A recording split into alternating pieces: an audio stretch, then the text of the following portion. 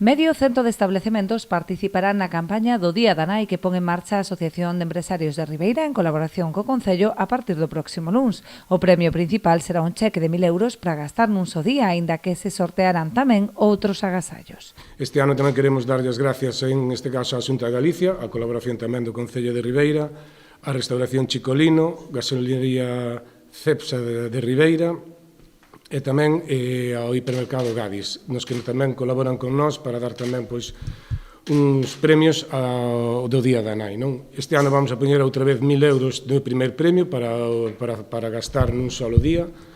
Vamos a ter tamén unha cena para dúas persoas valoradas en 100 euros, 2 cheques de regalos de 50 euros cada un para gastar no hipermercado Gadis e 50 euros para repostar na gasolinería Cepsa.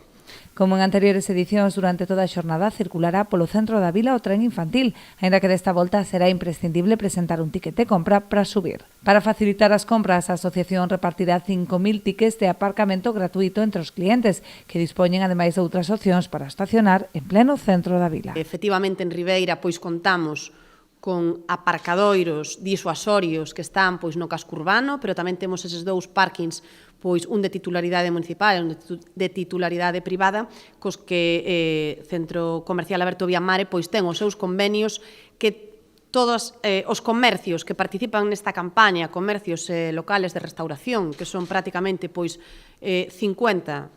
locales, teñen eses bonos para poder facilitar o aparcamento para que ninguén teña excusa para decir que vai a outro sitio e non a Ribeira porque non se pode aparcar. Efectivamente, ademais de todos esos precios que hoxe en día no Centenario son moitísimo máis accesibles para toda a veciñanza que queira visitarnos, non só de todas as nosas parroquias, sino tamén de municipios veciños.